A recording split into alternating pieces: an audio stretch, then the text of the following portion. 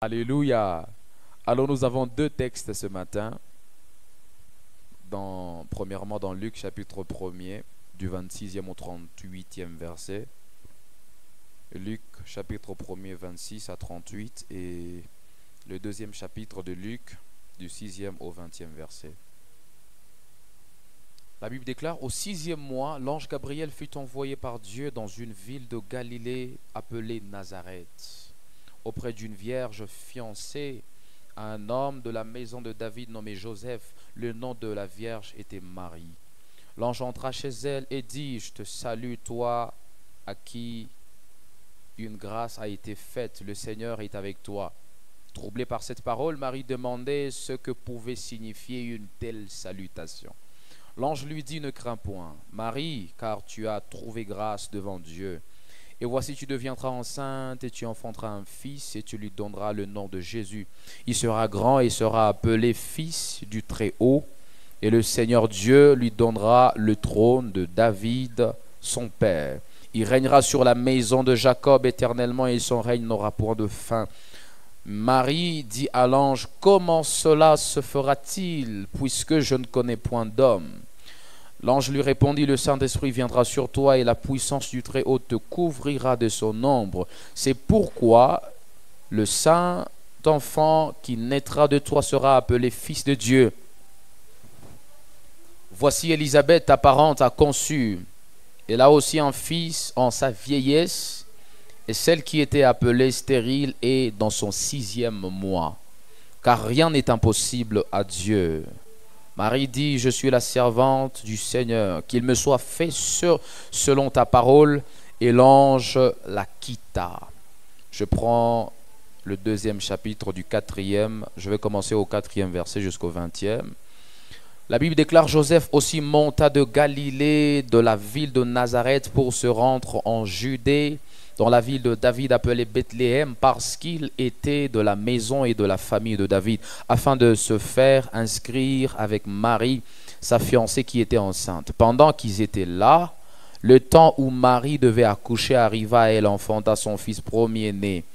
Elle l'émaillota et le coucha dans une crèche, parce qu'il n'y avait pas de place pour eux dans l'hôtellerie.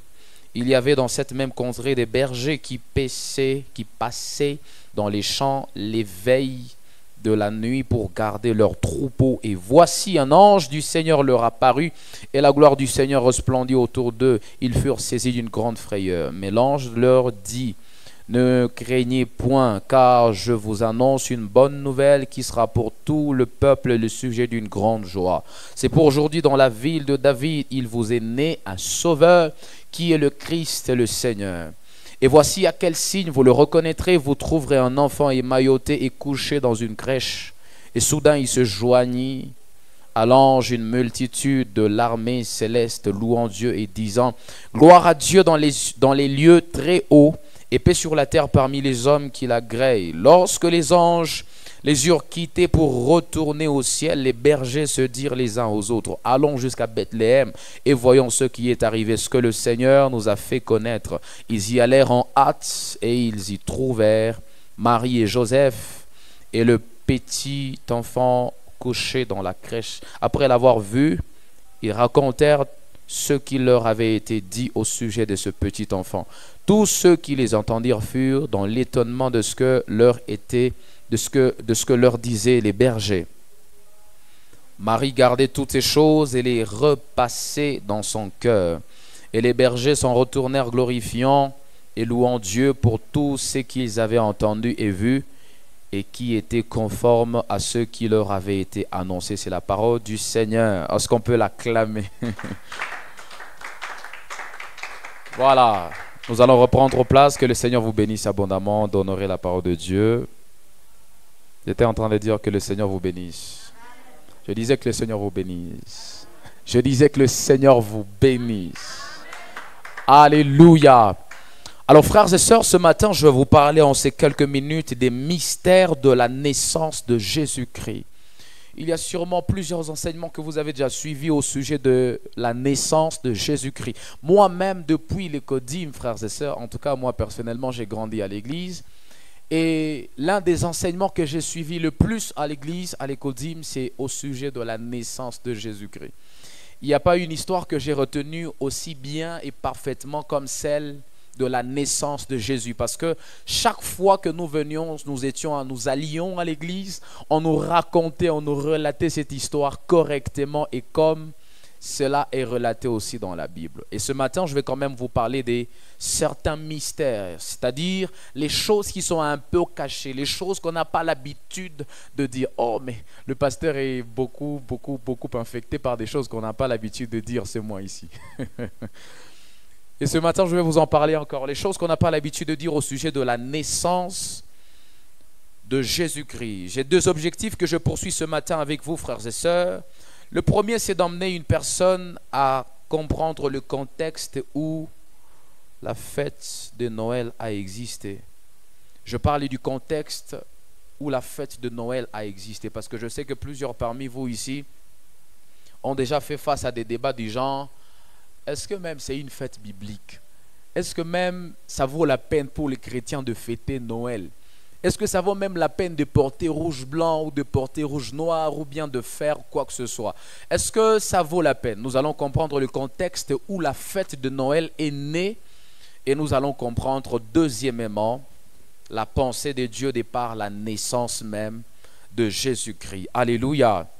Alors je vais commencer par vous donner le sens même de Noël. Vous savez, il y a quelque chose de bizarre au fait ce matin. Je venais avant même de venir ici à l'église.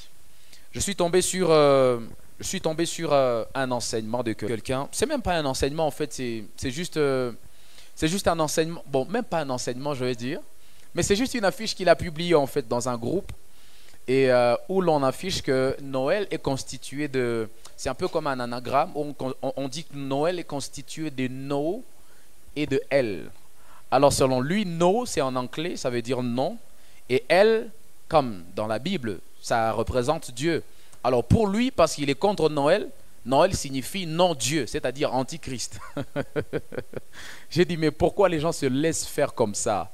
Et je sais que plusieurs aussi, parmi vous, peuvent tomber sur des arguments comme ça. Et il se dit, sûrement, no en anglais c'est non et elle dans la Bible c'est Dieu. C'est que Noël signifie non-Dieu. C'est-à-dire, il n'y a pas de Dieu ici. Alléluia. En tant que chrétien et surtout fidèle d'une église didactique comme vérité éternelle, tu dois vraiment comprendre le contexte où Noël est né. Que veut dire Noël? Alléluia. Alors Noël vient du latin natalis. Déjà, les gens qui vous avancent des arguments comme ça sont des gens qui n'ont pas fait le latin. Nous, on a eu la grâce de faire le latin, d'étudier pour ça. Alléluia. Ça vient de natalis. Et natalis, en latin, signifie de naissance. De naissance. Alléluia. Mais cela vient d'une élocution latine complète, natalis dies. Natalis dies signifie jour de naissance. Alléluia. Noël vient de natalis. Et ça vient d'une élocution latine complète qui veut dire natalis dies. Et ça veut dire jour de naissance. Il n'y a rien de grec là-bas. Il n'y a rien d'anglais là-bas. Il n'y a pas d'anglais là-bas. Il n'y a pas de grec là-bas. Il n'y a pas d'hébreu là-bas. C'est le latin. Et ça vient simplement de natalis dies. Parce qu'on va tout à l'heure voir que Noël prend même son origine. En fait, Noël a des échos dans ses origines à partir de Rome. Voilà même la raison pour laquelle Noël, même dans son étymologie, il y a des racines latines. Alléluia. Noël, donc vous le savez déjà très bien, que personne ne vous trompe, ne vous parle de quoi que ce soit là-bas. Noël veut tout simplement dire de naissance ou bien jour de naissance. C'est un peu comme un anniversaire. Tout comme quand toi-même tu fêtes ton anniversaire, je ne sais pas au mois de septembre, je ne sais pas au mois d'octobre, je ne sais pas au mois de, je ne sais pas à quel mois exactement. C'est juste un jour de naissance. C'est juste comme un jour d'anniversaire de naissance. Alléluia. Alors la question maintenant, une autre question qu'on se pose très souvent, c'est de savoir pourquoi Noël le 25 décembre? Pourquoi seulement le 25 décembre? Est-ce que c'est la vraie date même où Jésus est vraiment né? C'est ça encore les débats que plusieurs personnes font. Vraiment Noël, est-ce que c'est vraiment le 25 décembre? Est-ce que vous êtes sûr que Jésus est né vraiment le 25 décembre? Il y a certains qui parlent du 24, il y a d'autres qui parlent du 25. Mais déjà, vous devez savoir qu'avant le 4e siècle, la date, on ne parlait même pas de Noël en fait. Alléluia. Avant le 4e siècle, on ne parlait même pas de Noël. C'est juste après le 4e siècle que cette date ici, où la fête de Noël a commencé à laisser couler beaucoup d'encre. Alléluia. Et ça, c'est au sujet de la date surtout. Et il y a même des astronomes qui sont allés jusqu'à mener des recherches, ce sont des scientifiques, ils sont allés jusqu'à mener des recherches pour nous rassurer exactement à quelle date Jésus-Christ était né. Et eux, ils ont proposé, ils ont dit que c'était au mois de septembre. Alléluia. Ils ont dit que c'était au mois de septembre. Ça, c'est sur les scientifiques. Ce n'est pas la Bible qui nous dit ça. C'est sur les scientifiques, après des recherches, après leurs investigations, ils ont dit que c'était au mois de septembre. Il y a aussi, à l'an 354, l'empereur Constantin. C'est là maintenant que lorsque ça a commencé à faire beaucoup de débats, il y a des scientifiques qui ont commencé à lancer des débats ici et là. Certains disent que c'est... Il y a même avant ceux, les astronomes qui ont parlé de septembre. Il y a ceux qui ont parlé de janvier. Il y a d'autres qui parlent de février. Alors finalement, on s'est dit, au milieu de cette confusion-là, quel est le vrai mois où Jésus est né? Quelle est la vraie date où Jésus est né? Il y a certains qui parlent de janvier. Il y a d'autres qui parlent de février. Il y a d'autres encore qui viennent parler de septembre. Quelles sont les recherches qui sont vraiment vérifiées? Parce que la Bible ne nous parle pas exactement de quel mois exactement. La Bible ne nous montre pas clairement à quel mois est-ce qu'il est né. Et à l'an 354, lorsque ça a commencé à faire beaucoup de débats, c'est là maintenant qu'il y a l'origine de la fête même de Noël. Alléluia. À l'an 354, l'empereur Constantin et le pape Libère, il s'appelle Libère, l'empereur Constantin et le pape Libère, ils ont institué Noël le 25 décembre. Et c'était pourquoi? Pourquoi ils ont institué cela le 25 décembre? C'était pour christianiser un culte ou bien une fête de l'Antiquité qu'on appelait solstice d'hiver. Vous avez déjà entendu parler de ça? Vous avez déjà entendu parler de ça? Vous n'aimez pas les recherches. Vous ne vous actualisez pas. Alors, ils ont pris le 25 décembre. Pourquoi? Parce qu'il y a une date depuis l'Antiquité. Il y a une date chez les Romains qui se fêtait le 25 décembre. Et même jusqu'à aujourd'hui, ils continuent à fêter ça. Et cette fête-là s'appelait solstice d'hiver. C'était une façon de... Je dis bien, c'était une façon de christianiser cette fête-là ou cet événement-là. Alors, pourquoi je parle de christianiser? Parce que déjà, à la base, solstice d'hiver, c'était une fête. C'est une fête païenne à l'origine. Voilà même pourquoi certains vous disent, non, Noël, c'est une fête païenne. Parce que même la date là, à l'occasion de laquelle vous fêtez Noël, c'est la même date où les Romains fêtent aussi leur solstice d'hiver. Alors, solstice d'hiver signifie quoi? C'est une date pendant laquelle les Romains glorifiaient la renaissance du Dieu Soleil. Alléluia. Je dis bien solstice d'hiver, c'est une date à l'occasion de laquelle les Romains glorifiaient la renaissance du Dieu Soleil.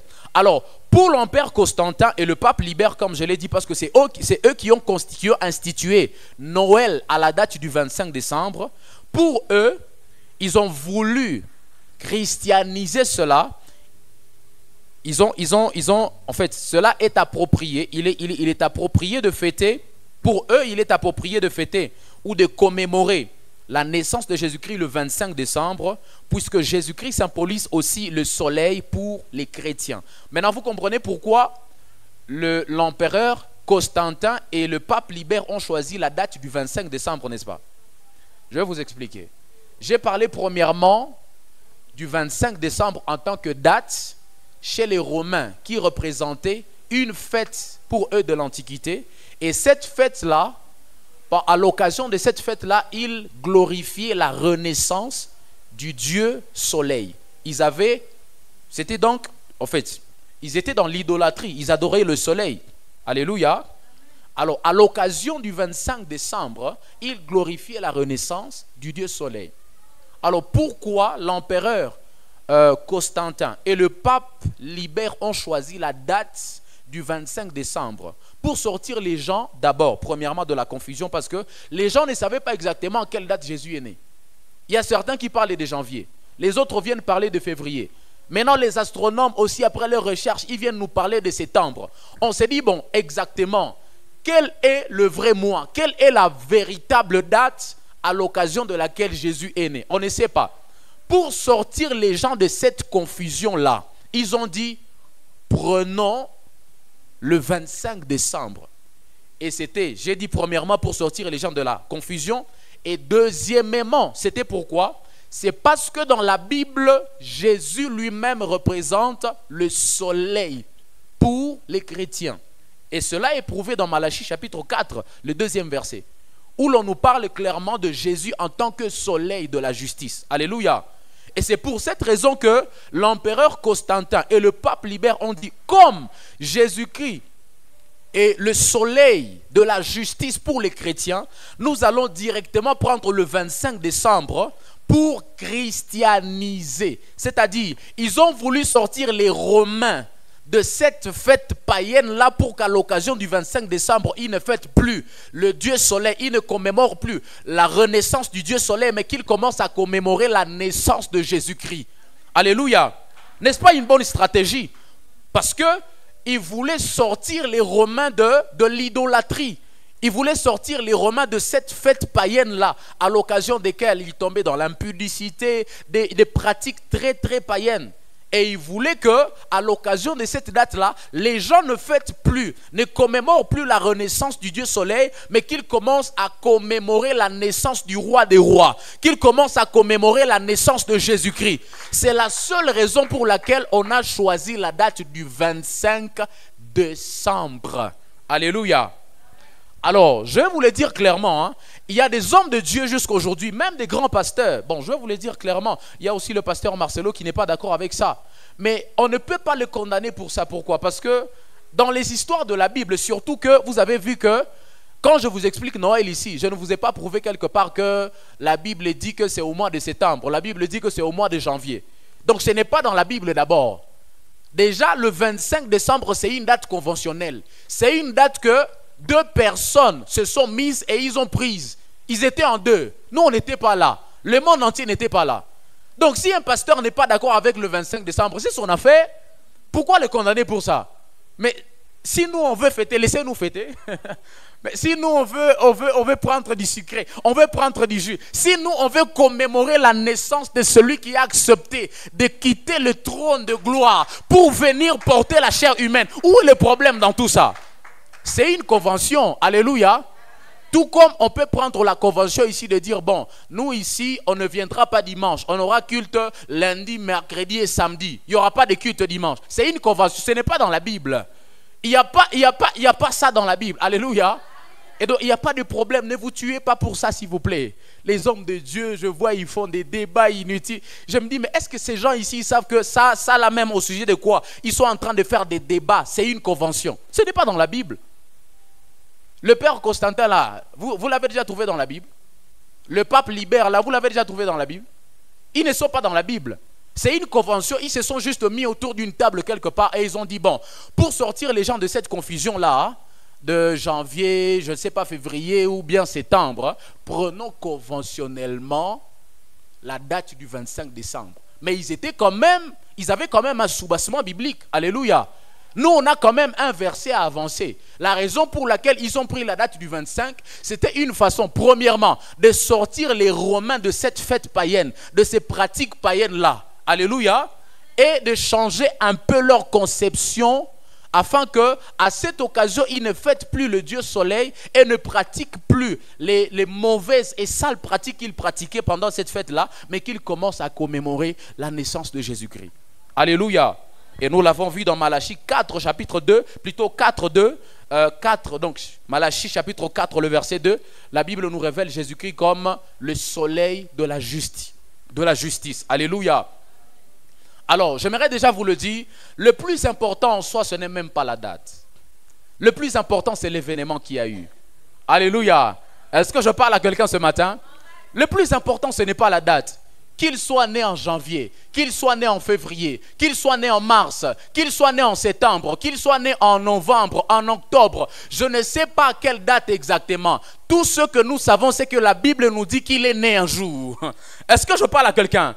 Au moins la Bible nous révèle qu'il est né un jour. La Bible nous parle clairement même des détails de comment il est né. Donc la date nous importe le moins. J'ai même envie de vous poser une question ici. C'est une façon de vous challenger un peu.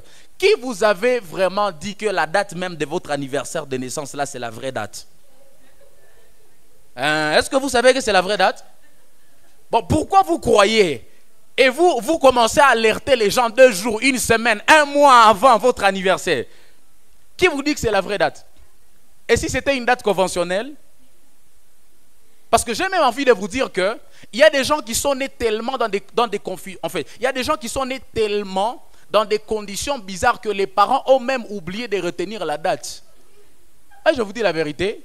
C'est 1 semaine après qu'ils se souviennent que on doit retenir la date de la naissance de notre enfant. Et puis ils s'imaginent, ils se disent, bon, ça peut être le 13, vous voyez? Donc ta date, on l'a fixée dans ça peut être le 13. Maintenant, toi, tu nous déranges avec ça peut être le 13. Tu vois, non? C'est une convention. Alléluia. Donc en soi, la date n'a pas de problème. L'essentiel, c'est que Jésus est né, mon frère. L'essentiel, c'est que Jésus est né d'une vierge. Et nous le savons, la Bible nous en parle clairement. Alléluia. Donc il n'y a pas de problème avec Noël. Laissez-nous fêter Noël. Si vous ne le fêtez pas, ce n'est pas un problème. Ce n'est pas un problème. Nous, on a accepté de fêter ça parce qu'on accepte de croire que notre Sauveur est né. Alléluia. Alléluia. Pour ceux qui ne fêtent pas, en tout cas, ne fêtez pas. Et nous, pour nous qui fêtons, laissez-nous fêter, s'il vous plaît. Alléluia. Et donc, ce n'est pas un problème en soi. Le mois, la date et tout ça là, ça n'a pas de problème. L'essentiel, c'est que Jésus-Christ est né. Et lorsque quelqu'un vous engage dans un débat comme celui-là, vous qui avez déjà été enseigné, dites-lui simplement, l'essentiel, c'est que Jésus est né. La Bible nous dit clairement que Jésus est né. Donc peu importe la date, peu importe le mois, cela m'importe le moins. Je sais seulement que Jésus-Christ est né. Alléluia. Alléluia. Alors pasteur, quels sont les mystères maintenant de sa naissance? Je vais vous en parler pendant les quelques minutes que le Seigneur nous donne ce matin. Et nous serons en train de finir notre message de ce matin. Le premier mystère, frères et sœurs, de par les textes que je vous ai lus, c'est que Jésus-Christ est né d'une vierge. Quelqu'un dit avec moi, Jésus-Christ est né d'une vierge. Et j'aimerais bien vous le faire savoir. La virginité à l'époque, même aujourd'hui, symbolise la pureté. Et ici, de retenir aussi que Dieu se révèle au monde au travers des hommes et des femmes qui acceptent de se mettre à part pour lui, frères et sœurs. Alléluia. Vous savez, ce n'est pas en vain que Dieu a choisi une vierge. Ce n'est pas en vain que Dieu a envoyé l'ange Gabriel auprès d'une vierge. Pourquoi? Parce qu'à l'époque, comme aujourd'hui, la virginité représente la pureté. Quelqu'un qui est vierge, une femme qui est vierge, c'est une femme qui se met à part. C'est une femme qui ne se mélange pas, qui ne se mêle pas aux autres. C'est une femme qui accepte de se différencier des autres. Alléluia. Et j'aimerais vous le dire ce matin, frères et sœurs, on n'a pas l'habitude de nous dire ça au sujet de la naissance de Jésus, mais j'ai envie de vous dire que Dieu ne se révèle qu'au travers de ceux qui savent se mettre à part pour lui. Alléluia. Dieu ne se révèle qu'au travers de ceux qui acceptent de sortir de tout le monde, ceux qui acceptent de sortir de la masse, ceux qui acceptent de sortir de ce que tout le monde fait. C'est au travers de ces gens-là que Dieu se révèle, frères et sœurs. Dieu ne peut pas se révéler au travers de vous. Dieu ne peut pas bouger le monde avec vous. Dieu ne peut pas influencer le monde avec vous aussi longtemps que vous continuez à faire ce que tout le monde fait. Aussi longtemps que vous continuez à vous mêler, à vous mélanger à tout le monde. Alléluia. Vous devez apprendre à vous différencier, frères et sœurs. J'espère qu'à l'époque, il y a plusieurs femmes. Parce que si la Bible peut nous parler des vierges, c'est qu'il y avait aussi celles qui n'étaient pas vierges à l'époque. Alléluia. Si la Bible nous parle d'une vierge, c'est qu'il y avait aussi celles qui n'étaient pas vierges. Parce que dans la tradition, on nous raconte que les filles, les femmes qui se faisaient déflorer à l'époque, on devait les lapider et aller les jeter même dans le lac. Alléluia. Et donc, il y avait des femmes qui n'étaient pas vierges à l'époque. Parce que même pour les femmes qui devaient se prostituer, même pour celles qui étaient déjà mariées, la Bible déclare qu'on devait la répudier en public. Donc, c'était chose grave, frères et sœurs. Et à l'époque, s'il y avait celles qui ne se comportait pas bien, celle qui n'était pas vierge. Marie était quand même vierge, c'est qu'elle avait accepté de sortir du commun de tout le monde. Alléluia. Frères et sœurs, j'ai envie de vous donner un conseil.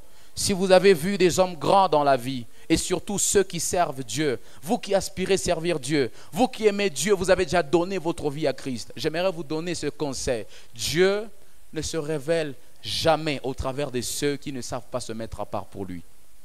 Alléluia. C'est bien de faire ce que tout le monde fait, mais c'est mieux de se retirer un moment et de faire différemment de tout le monde. Ta façon de prier, par ta façon de, même par ta façon d'étudier, même par ta façon d'entretenir tes études, par ta façon d'entretenir tes relations, par ta façon, je ne sais pas, de gérer ton intimité avec Dieu. Sois un peu différent, s'il te plaît. Sois un peu différente. Dieu ne fait des grandes choses qu'au travers des gens qui savent se mettre à part pour Dieu. Vous savez, je vais vous dire une chose, je vous ramène dans le contexte où nous sommes. Vous savez, jusqu'à aujourd'hui, et même la Bible ne peut pas me contredire, il n'y a pas que Marie, en fait, qui avait vécu des bonnes choses à l'époque. Il y a d'autres femmes qui vivaient d'autres bonnes choses, n'est-ce pas? Et j'aimerais vous le dire aussi, il n'y a pas que Marie à l'époque qui avait vécu des grandes choses. Non. Il y a d'autres femmes à l'époque qui vivaient des grandes choses comme Marie. Mais pourquoi on parle le plus de Marie? C'est parce que pour Marie, c'était un peu plus particulier. Alléluia. Pour Marie, c'était un peu plus particulier. Même si les autres vivaient des grandes choses. Mais pour Marie, c'était un peu plus grand que tous les autres. Même si tout le monde à l'époque pouvait vivre des bonnes choses. Mais pour Marie, c'était encore un peu plus bon. Pourquoi? Parce qu'elle était différente, frères et sœurs. Elle était particulière, frères et sœurs. Je vous ai plusieurs fois dit ici que nous ne sommes pas nés pour faire comme tout le monde. Chacun, comme nous nous regardons ici, a une particularité en lui. Et pour que Dieu se révèle grandement, je dis bien grandement. Bon, si tu veux que Dieu se révèle comme tout le monde chez toi, d'accord, il n'y a pas de problème. Si toi tu veux ressembler à tout le monde, d'accord. Si toi tu veux avoir les bénédictions de tout le monde, d'accord. Mais si vraiment tu veux accéder à des bénédictions particulières, les exploits même dont la Bible parle. Non, laissez-moi vous ramener dans le contexte. Est-ce que vous savez que la Bible dit qu'avec Dieu nous ferons des exploits? Vous savez ça? Et vous savez ce qu'on appelle exploit? L'exploit, ce n'est pas une petite chose, hein?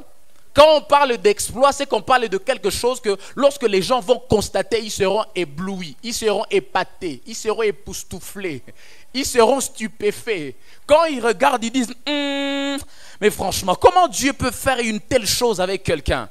Vous ne pouvez pas vivre les choses de ce genre-là aussi longtemps que vous ne savez pas vous différencier. Vous n'avez pas découvert quelle est votre particularité dans ce monde, frères et sœurs. Même en venant à l'église, même en servant Dieu, vous êtes chantre, vous êtes prédicateur. Je ne sais pas ce que vous faites pour Dieu, mais j'ai envie de vous dire que si vous voulez vivre des grandes choses avec Dieu, vous devez apprendre à être différent. Différent de tous ceux de votre génération, différente de toutes celles de votre génération, différente dans votre famille, différent dans la chorale où vous servez Dieu. Vous devez apprendre à être différente et surtout particulière, particulier. Alléluia. Est-ce que je parle à quelqu'un ce matin? Si vous voulez vivre des grandes choses avec Dieu, apprenez à être particulier. Apprenez à être particulière, mes sœurs. Alléluia. Dans votre façon de prier, priez comme personne n'a prié dans votre génération. Cherchez Dieu comme personne n'a cherché Dieu dans votre génération. Servez Dieu comme personne n'a servi Dieu dans votre génération. S'il faut donner, donnez même à Dieu comme personne de votre génération n'a donné à Dieu. Alléluia. J'ai envie de vous poser une question. Est-ce que vous savez pourquoi dans certaines églises, ou même dans toutes les églises, même pas dans certaines églises, en tout cas je vais le dire correctement, dans toutes les églises, il y a des gens qui sont plus bénis que les autres. Vous savez pourquoi? Ce n'est pas seulement parce qu'il y a des gens qui ont des étoiles qui brillent plus que les autres, mais c'est aussi parce que dans les églises, il y a toujours des gens qui acceptent d'être particuliers par rapport aux autres. C'est pourquoi vous allez voir, la plupart des gens qui ont plus d'argent que les autres dans les églises, ce sont des gens qui donnent aussi beaucoup à l'église. Ils acceptent d'être particuliers, ils acceptent de faire différemment, ils acceptent de ne pas faire comme tout le monde. Voilà pourquoi Dieu accepte de faire aussi des grandes choses avec eux, frères et sœurs. Alléluia. Retenez à partir de ce matin que les grandes choses n'appartiennent qu'à ceux qui sont particuliers avec Dieu. Cherchez Dieu de manière particulière. Lisez la Bible comme personne n'a lu la Bible dans votre génération. Vous savez, moi je comprends parfaitement de quoi je vous parle, mais je vais vous donner un exemple. Pour nous les prédicateurs par exemple, Lorsque vous voyez une affiche où il y a 4, 5 prédicateurs, 6 prédicateurs, ils vont défiler l'un après l'autre. Vous savez voir un prédicateur qui est particulier. Lorsque vous les suivez l'un après l'autre. Ça veut dire, on a lu le même verset, c'est le même thème, mais ce prédicateur ici, il est particulier. Ce prédicateur ici, il est grand. Il peut ne pas forcément avoir l'argent plus que tous les autres, mais il est vraiment particulier dans sa façon de prêcher. Pourquoi? Il lit la Bible pas comme tous les autres. Il lit la Bible comme personne ne lit la Bible. Alléluia. Est-ce que je parle à quelqu'un ce matin? Je suis en train de parler à quelqu'un qui a un rêve ce matin. Je suis en train de parler à quelqu'un qui a un objectif de la vie ce matin. Si tu veux vivre des grandes choses, si tu veux vivre tes rêves là, comme tu les as toujours vus grands comme ça, si tu veux les vivre avec Dieu, apprends à faire comme personne n'a fait dans ta génération. Apprends à chercher Dieu comme personne n'a cherché Dieu dans ta génération. Apprends à servir Dieu comme personne n'a servi Dieu. Même dans la chorale où tu sers Dieu. Alléluia. Est-ce que je parle à quelqu'un ce matin? C'est la raison pour laquelle nous sommes différents dans la vie, frères et sœurs. On peut évoluer tous dans une église. On a tous commencé à l'écodim. On est arrivés tous à la chorale. Après la chorale, nous tous, on a commencé à prêcher. Mais il y a quelqu'un à qui Dieu ouvre une brèche seulement comme ça. Il lui ouvre une brèche d'abord pour Goma, d'abord pour Kinshasa. Et aujourd'hui, il a commencé à faire la France. Ce n'est pas seulement parce que c'est la grâce de Dieu. Vous savez, des fois, on se cache dans la grâce de Dieu. Mais on ne sait pas reconnaître qu'il y a des gens qui cherchent Dieu différemment de nous. Il y a des gens qui sont particuliers dans leur façon de faire. Ce n'est pas seulement la grâce de Dieu, papa. On reconnaît que la grâce de Dieu est là. Mais il faut accepter aussi qu'il cherche Dieu plus que nous. Mais c'est ça. Il cherche Dieu plus particulièrement. Il ne cherche pas Dieu comme nous. Il ne lit pas la Bible comme nous. Il ne se consacre pas à Dieu comme nous. Alléluia. Apprenez à être particulier dans la vie, frères et sœurs. Les grandes choses ne localisent que ceux qui sont particuliers. N'oubliez jamais la phrase que je vous donne ce matin. Frères et sœurs, les grandes choses dans la vie ne localisent que ceux qui sont particuliers. Il y avait plusieurs femmes à l'époque de Marie. Il y avait plusieurs vierges d'ailleurs, je vais vous le dire comme ça. Il y avait plusieurs vierges. Mais pourquoi seulement Marie avait été choisie parmi toutes les vierges qu'il y avait? Est-ce que vous comprenez de quoi je parle ce matin? Il n'y avait pas que Marie comme vierge à l'époque, parce qu'il y a plusieurs enseignants aussi qui vous ont tombé en vous disant que Marie était la seule vierge. Non, elle n'était pas la seule vierge. Elle n'était pas la seule vierge. Il y avait plusieurs vierges à l'époque. Mais pourquoi seulement Marie? Pourquoi seulement Marie? Parce qu'elle était particulière. Elle ne cherchait pas Dieu comme les autres vierges de l'époque. Alléluia. Elle ne se consacrait pas à Dieu comme les autres vierges de l'époque. Ça, c'est le premier mystère de la naissance de Jésus-Christ. Alléluia. Le deuxième mystère que vous devez retenir ce matin, c'est que Jésus-Christ est né différemment de tous les hommes. Je vais appuyer encore pour surenchérir ce que j'étais en train de dire. Et cela nous apprend, frères et sœurs, qu'il faut être différent pour influencer sa génération. Et c'est ce que j'étais en train de vous dire tout à l'heure. Il est né différemment. Alors que nous savons tous que pour qu'il y ait un enfant, il faut qu'il y ait croisement entre l'homme et la femme. Il faut que l'homme et la femme se rencontrent pour qu'il y ait un enfant. C'est normal. Et c'est comme ça que ça se passe jusqu'à aujourd'hui. Mais pourquoi Jésus, lui, est né différemment? Est-ce que vous vous êtes déjà posé la question de savoir pourquoi il a influencé tellement le monde que jusqu'à aujourd'hui, après des milliers et des milliers d'années, on continue à parler de lui? Maître Marie, vous pensez que c'est seulement parce qu'il était Dieu? Non, c'est pas seulement parce qu'il était Dieu. C'est pas seulement parce qu'il priait la nuit sur des montagnes. C'est pas seulement parce qu'il est venu sauver l'humanité. Ce n'est pas seulement pour ça, frères et sœurs. L'une des bonnes et grandes raisons pour lesquelles Jésus-Christ a influencé sa génération, jusqu'à ce que nous tous ici, après des milliers et des milliers d'années, on continue à parler de lui, c'est parce qu'il était né différemment de tous les autres qui sont nés. Alléluia. Tous les enfants, nous savons qu'ils viennent d'une relation entre hommes et femmes. Il est le seul qui est venu d'une seule relation, d'une relation, je ne sais pas comment on peut appeler ça. On peut appeler ça relation unanime ou bien unilatérale. C'est le seul, frères et sœurs. Et c'est l'une des choses qui fait de lui un homme influent. Jusqu'à aujourd'hui, on continue à parler de lui. C'est l'une de ses marques. C'est-à-dire, on a trouvé ça chez personne d'autre à part lui. Alléluia. Et j'aimerais vous le dire, c'est un autre secret, frères et sœurs. Si vous voulez influencer votre génération, faites différemment des autres. Faites différemment des autres. Si vous prêchez tous, c'est bien. Mais si vous prêchez différemment des autres, c'est mieux. Alléluia. Je dis, si vous prêchez tous, c'est bien. Mais si vous prêchez différemment des autres, c'est mieux. Soyez différents dans votre façon de faire. N'imitez pas tout le monde. Ne soyez pas comme tout le monde. C'est bien, vous pouvez faire ce que les gens sont en train de faire, mais faites-le de manière différente. Faites-le à votre propre manière. En fait, particularisez ça. Même si tout le monde chante. C'est vrai que tout le monde est en train de chanter, mais particularisez votre façon de chanter. Différenciez votre façon de chanter à la façon de chanter de tout le monde. Et vous allez voir que vous n'aurez même pas de temps de jeûne pour influencer votre génération. Vous ne ferez même pas de veillées de prière pour influencer votre génération. Les gens parleront de vous sans prophétie. Les gens parleront de vous sans jeûne. Les gens parleront de vous sans veillée de prière. Alléluia. Les gens parleront de vous sans aller chercher les prophètes. Les gens parleront de vous sans déclaration prophétique. Pourquoi? Vous avez seulement appris à faire différemment de ceux de votre génération. C'est l'une des raisons pour lesquelles on continue à parler de Jésus aujourd'hui. Parce qu'il est né différemment de tous les autres. Alléluia. Le troisième mystère de la naissance de Jésus, c'est que Jésus-Christ est né du Saint-Esprit. Et j'aimerais vous le dire encore ce matin. Je parle de la grandeur peut-être aussi ce matin, mais j'aimerais vous le faire savoir, frères et sœurs, les grandes choses ne viennent pas en dehors du Saint-Esprit. Les grandes choses ne viennent pas en dehors du Saint-Esprit. Vous voulez être grand, vous voulez faire grand dans la vie, vous voulez impacter, vous voulez que tout le monde parle de vous. Apprenez à être un intime du Saint-Esprit. Apprenez à développer votre intimité avec Dieu. Apprenez à chercher la face de Dieu. Les grandes choses ne viennent pas, frères et sœurs, d'en dehors. Les grandes choses ne viennent pas de l'extérieur du Saint-Esprit. Soyez un intime du Saint-Esprit. Soyez une intime du Saint-Esprit. Prenez des temps de jeûne seul, sans que le pasteur ne vous exhorte de prier, sans que le pasteur ne vous exhorte de jeûner. Alléluia. Veillez sans qu'on ne vous demande de veiller. Faites-le personnellement vous-même à la maison. Vous vous réveillez à minuit, à 2 heures du matin, à 3 heures. Jusqu'au matin, vous êtes en train de prier. Alléluia. Devenez un intime, une intime du Saint-Esprit.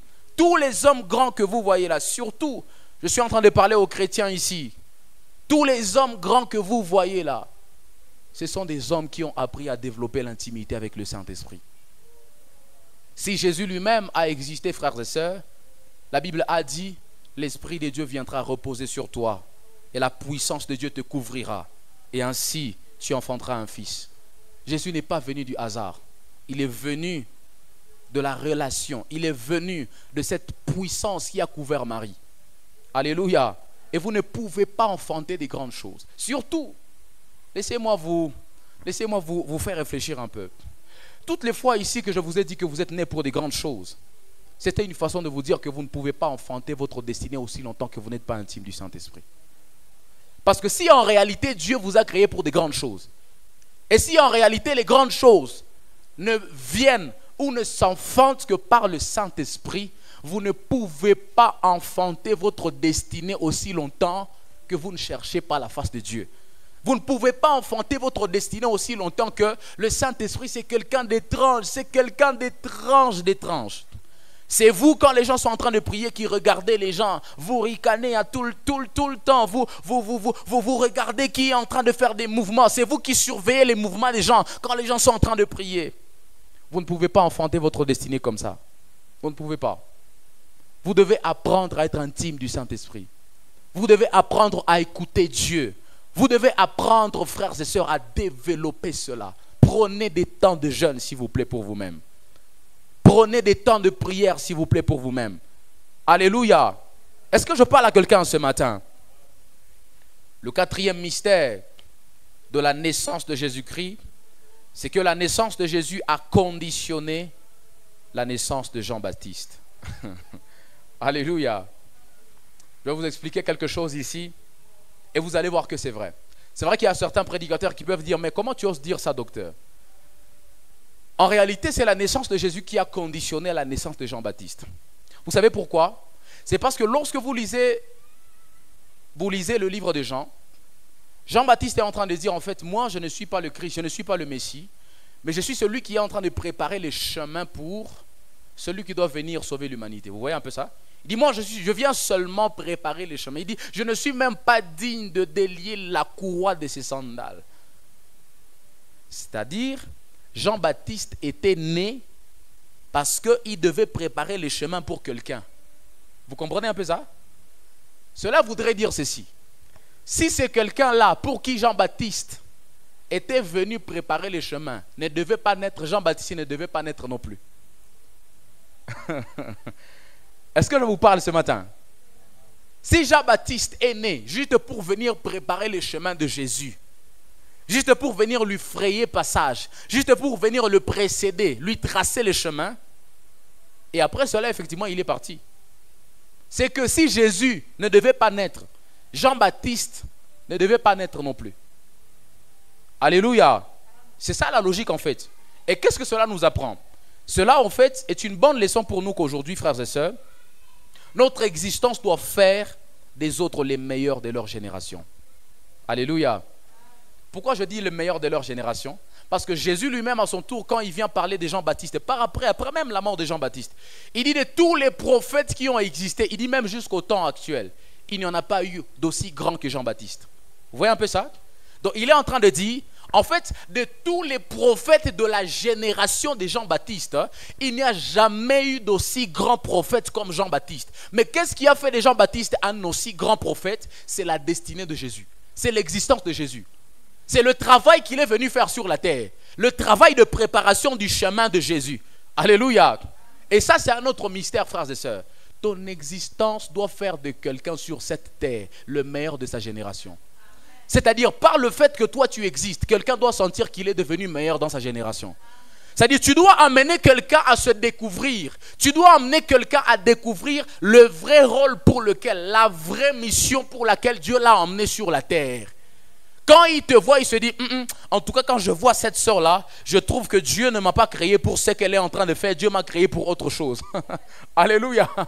C'est en fait ça. Parce que quand Jean-Baptiste était là, les gens étaient en train de le confondre à Jésus. Il y a certains qui disaient, peut-être que c'est lui le Messie. Mais quand Jésus est venu, même quand il a regardé Jésus, il a dit, ce n'est pas moi le Messie, c'est lui le Messie. Voilà pourquoi il a dit, voici l'agneau de Dieu. Quand il est en train de le présenter, il dit, voici l'agneau de Dieu qui ôte les péchés du monde. Alléluia. C'est la naissance de Jésus, l'existence de Jésus qui a fait de Jean-Baptiste le meilleur de sa génération. Tu dois apprendre à aider les autres à se découvrir. Maintenant, tu sais le problème que j'ai avec toi ce matin, c'est que toi-même, tu ne t'es jamais découvert. Toi-même, tu ne te connais pas. Maintenant, je ne sais pas comment tu emmèneras les autres à se découvrir alors que toi-même, déjà, tu ne te connais pas. Quand on te dit Dieu t'a appelé à quoi? Bon, je ne sais pas, on avance seulement, on saura dans les années à venir, tu vois. Tu vois comment tu sers Dieu, hein? Tu sers Dieu en attendant, tu vois, en attendant. En attendant que Dieu nous appelle, on est en train de le servir quand même. Ce n'est pas comme ça, mes frères. Apprenez à vous découvrir, à savoir exactement pourquoi Dieu vous a emmené sur la terre. Vous savez, lorsque vous occupez votre place exactement, quelqu'un d'autre saura que la place là qu'il occupe, ce n'est pas la mienne. Est-ce que vous avez compris de quoi je parle? Donnez-moi cette... Bon. Normalement, il y a 2 chaises devant elle, non? C'est ça? C'est vrai, c'est faux? Il y avait 2 chaises ici devant, non?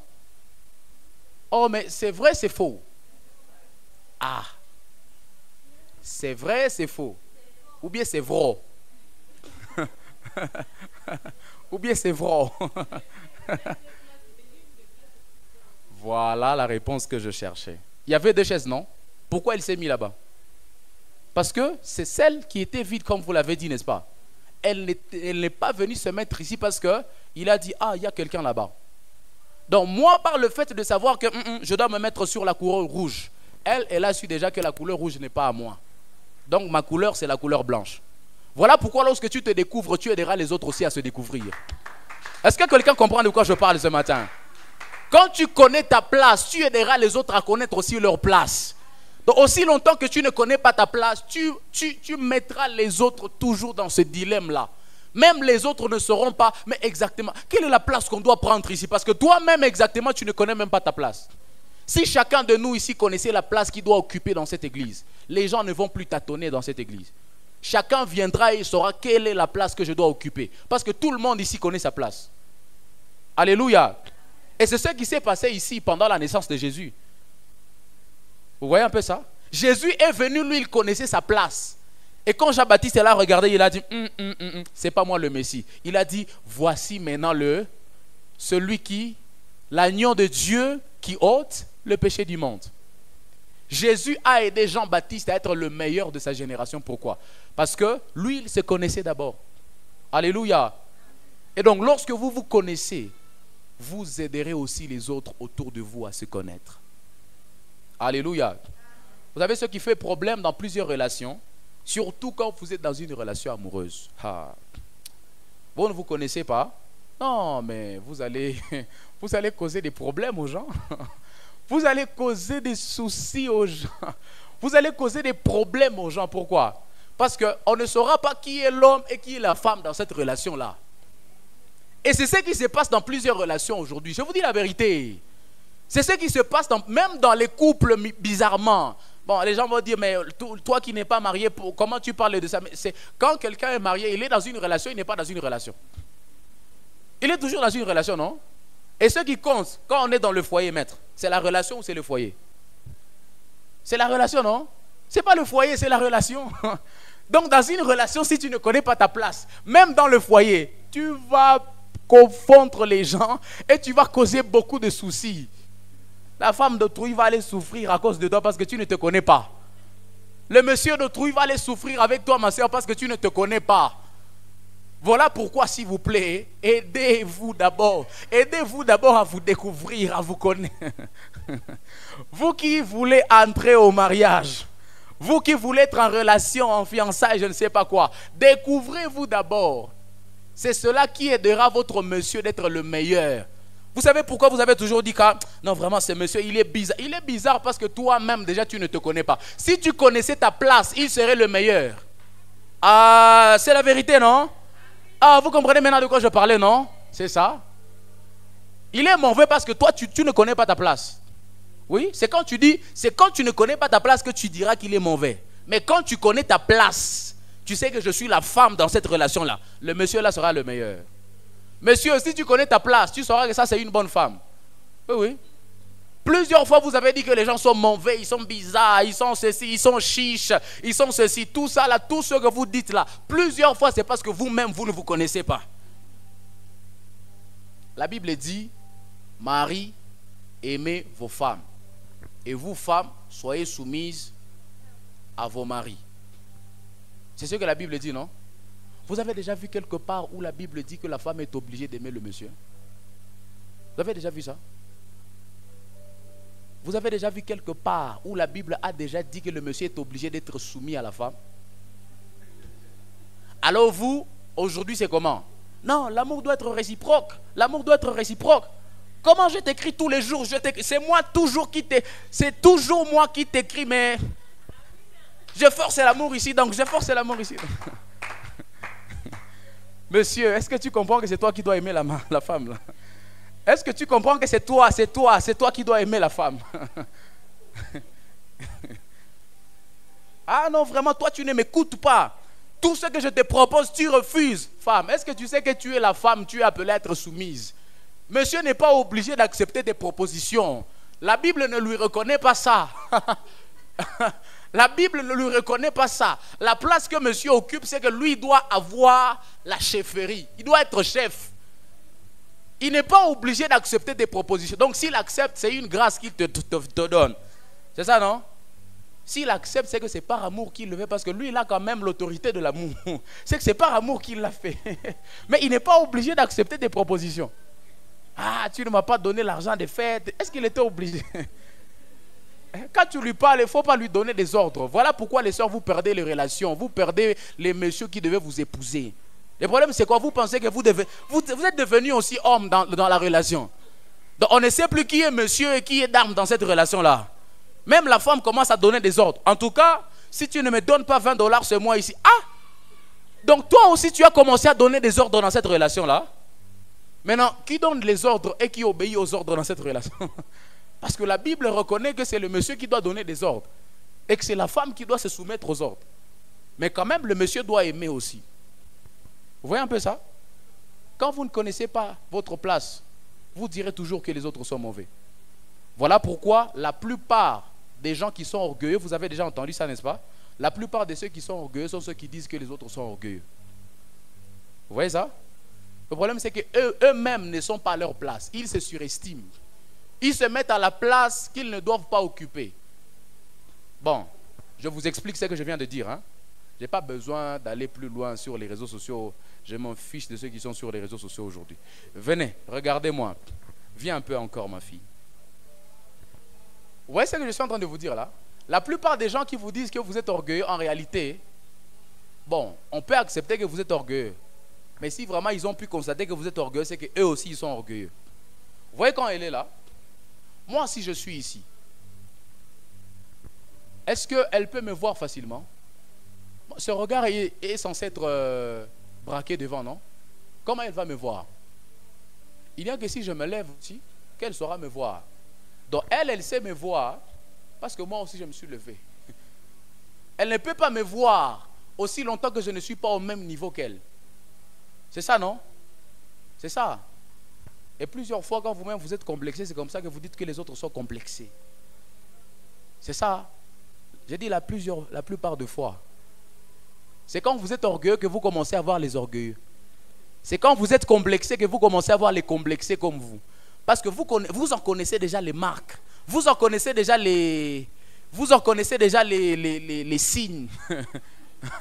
Vous savez comment se comportent les orgueilleux. Vous savez comment se comportent les complexés. C'est comme ça que vous savez très facilement. Vous n'avez même pas fait 5 minutes parmi les gens. Vous ne connaissez personne là-bas. C'est un nouveau groupe. Mais vous avez vu déjà les orgueilleux parmi eux. Mais on s'est dit, mais lui déjà, dans moins de 5 minutes, il sait voir les orgueilleux ici.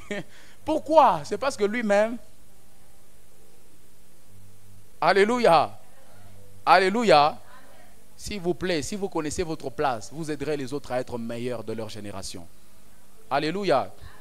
Si dans cette église ici, je ne reconnais pas que je suis le Père, vous ne serez pas des bons fils et des bonnes filles. Si vous devez être des bons fils et des bonnes filles dans cette église, je dois reconnaître que je suis le Père de la maison. Vous voyez ça? Papa là qui dit, est-ce que vous savez que c'est moi le papa ici? C'est que lui là, hein, il ne connaît pas sa place. Papa ne peut pas demander tout le temps.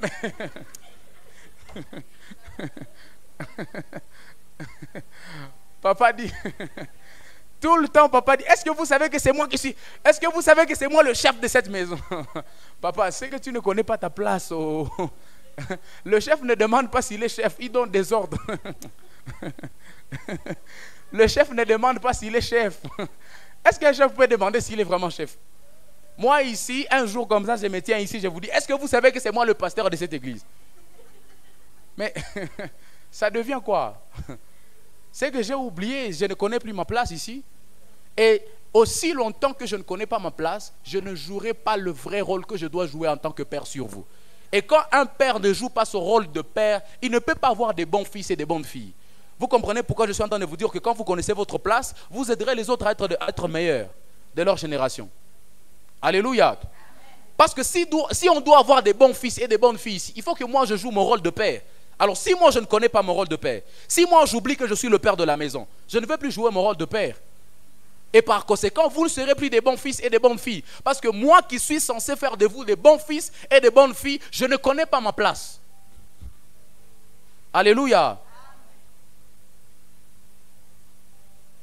Dernier mystère, c'est que la naissance de Jésus-Christ a fait que les bergers aient pour leur toute première fois une apparition angélique. Pour la toute première fois, les bergers, comme la Bible nous l'a raconté dans le 2e chapitre, les bergers ont eu leur toute première apparition angélique. Vous allez dire, mais comment tu sais que c'est leur première apparition? La Bible nous a dit clairement que lorsqu'ils ont vu les anges, ils ont été tellement étonné et saisi même de peur. Quelqu'un qui a l'habitude de voir les anges, comment quand un ange va venir, il aura peur et il sera étonné? Étonné de quoi? Saisi de peur. À partir d'où? Donc, s'ils étaient saisis de peur et ils étaient tellement étonnés, c'est qu'ils n'étaient pas habitués Il n'avait jamais eu une apparition angélique. Alléluia. Alors, qu'est-ce que cela nous enseigne? Cela voudrait nous enseigner, frères et sœurs, à être des nouvelles personnes chaque jour, en offrant aux autres l'occasion de vivre des nouveaux moments tous les jours. Les plus belles expériences de leur vie. Les bergers ont eu leur toute première apparition angélique. Pourquoi? Parce que Jésus était né. C'est parce que Jésus était né. Les anges sont apparus pour venir leur annoncer qu'il y a quelqu'un qui vient de naître quelque part. Alléluia. Son existence leur a offert une expérience qu'ils n'avaient jamais vécue. Et j'aimerais vous exhorter d'être ces personnes-là pour votre famille. Offrez des moments que votre famille n'a jamais vécu.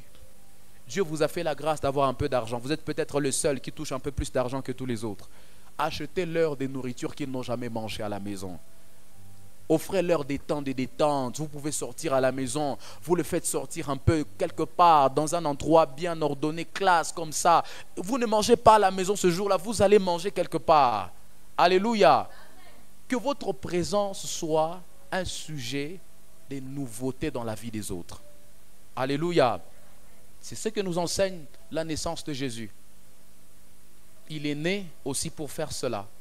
Et même pour nous tous qui sommes venus par après, nous avons vécu la seule expérience et le meilleur des miracles qui puissent exister, frères et sœurs.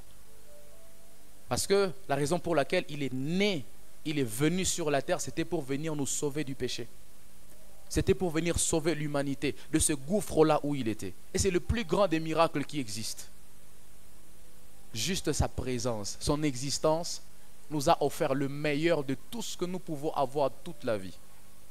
Parce qu'il n'y a rien de meilleur que la nouvelle naissance. Il n'y a rien de meilleur qu'avoir Jésus, frères et sœurs. Il n'y a rien de meilleur qu'avoir, connaître, vivre cette expérience-là que Jésus est venu nous offrir. Il n'y a rien de meilleur. Et ce qu'il nous a offert tout ça, c'est quoi? C'est juste son existence, juste sa présence. Vous êtes un peu fort quelque part dans votre famille. Vous êtes un peu fort quelque part dans l'église. Vous êtes un peu fort quelque part dans le groupe où vous êtes. Offrez aux gens de ce groupe-là, de cette équipe-là, les meilleurs moments de leur vie. Des temps qu'ils ne peuvent jamais oublier. Alléluia. Vous savez, hein, dans la vie, je vous donne un autre secret. C'est très facile d'oublier quelque chose qu'on a déjà vécu quelque part. Mais c'est très difficile d'oublier quelque chose qu'on n'avait jamais vécu. Alléluia.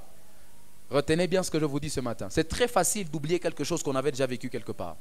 Mais c'est très difficile d'oublier quelque chose qu'on n'avait jamais vécu. Lorsque vous achetez aux gens les choses qu'ils ont l'habitude d'acheter, ils ne peuvent pas... Ils peuvent oublier facilement. Même 30 minutes après, il va oublier. Pourquoi? Parce qu'il a l'habitude, lui-même, il a l'habitude de s'acheter ça. D'ailleurs, quand vous lui avez acheté ça, il avait même de l'argent pour s'acheter lui-même. Essayez d'offrir aux gens des temps, des choses qu'ils ne peuvent pas. Ça peut ne pas être les choses les plus chères. Ça peut ne pas être les moments les plus luxueux, je ne sais pas, les moments les plus, je ne sais pas quoi. Mais offrez-leur des temps qu'ils ne peuvent trouver nulle part. Apprenez à offrir aux gens les meilleurs de vous. Apprenez à offrir les gens ce que vous avez que personne d'autre n'a dans ce monde ici. Il avait déjà entendu parler de Jésus auprès de plusieurs autres pasteurs, jusqu'à ce qu'il puisse arriver auprès d'un homme de Dieu qui lui explique des choses qu'il n'avait jamais entendues. Alléluia. Est-ce qu'on peut se tenir debout ce matin?